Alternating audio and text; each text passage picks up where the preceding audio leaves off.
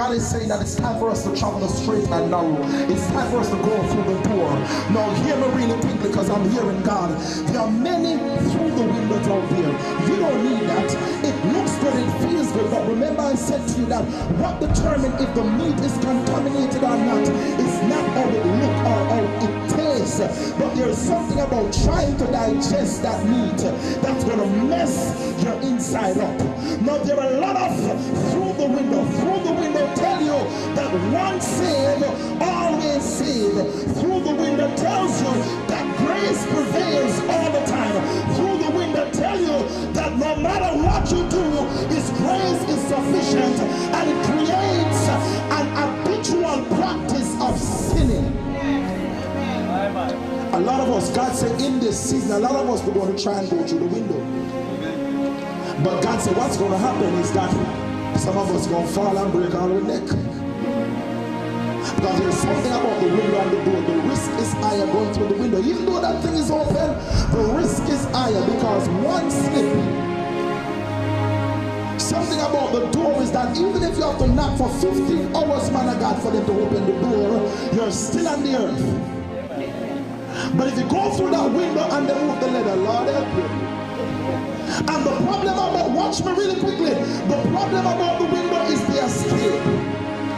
When you go through that window, especially if the door has been locked by the owner,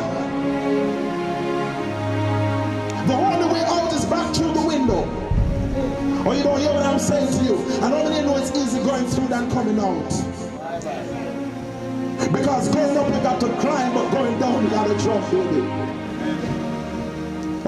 And so God is saying that broad is the way that leads to destruction. Narrow is the way that leads to eternal life. I'm sweating. And so God is trying to say to us that even though it might take longer to attain that which you want, do it the right way. Reason being is that if you build it through the window, the drop is hot. Hello? Hallelujah. I know I'm talking to a few people tonight. Yeah. And so the Lord is saying in this season, as Christians, say as Christians, let us do the Christian way. How many want to do the Christian way? You know, it becomes uncomfortable preaching these kind of messages. I never tell you why. Because it's contrary and it contradicts everything that the modern theology teaches. And so you get people looking at you like, do we still preach these kind of messages in church? But I tell you the truth that Jesus loved, there is a way that seemeth right unto a man, but the end thereof is death and destruction. I could preach a message on this. A lady said that she went to LD the other day and she saw Whitney Houston down there. You understand? People like Michael Jackson, all these people with all the wealth, people like what's that guy that died, the Apple guy that died, and died with all his billions, man. One sickness come and take him out, and with all his money he could buy the world, but the world couldn't save him. What am I saying to you, church? Life is more than eating and drinking. Life is more than being merry. And sometimes, hear me really quickly, sometimes you gotta pull yourself back. How many know what I mean by pulling yourself back? Sometimes you gotta speak to your soul. Hey, shut up, oh, my son. Sometimes you gotta speak to your soul and say, soul, hear the word of God. Sometimes you gotta speak to your flesh and say, flesh, hear the word. I'm not the only one that do that. You gotta speak to yourself and say, be under subjection. That's what I'm talking about. Why? Because once you find yourself going through the window, you're in trouble. Because the thing about the window is that you're at an high altitude, so you're exposed. You don't hear me?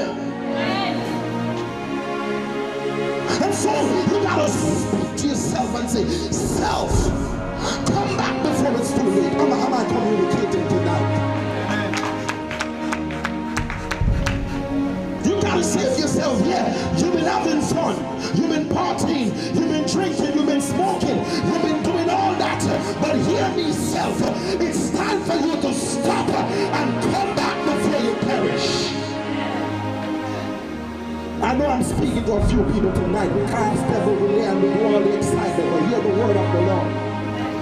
We got to have enough sense, enough Holy Ghost drive to pull ourselves back. You start talking a certain way. You say, no, that's not me. There is something wrong with the way I'm talking. I must stop.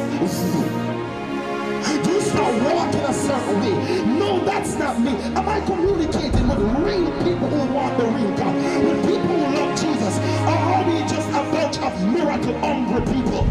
Am I communicating with real Christians? With real people who want to reach a real heaven? Now hear what I'm saying to you. Sometimes you got to examine who shall not call.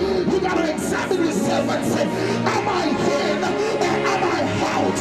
Am I saved or am I not saved?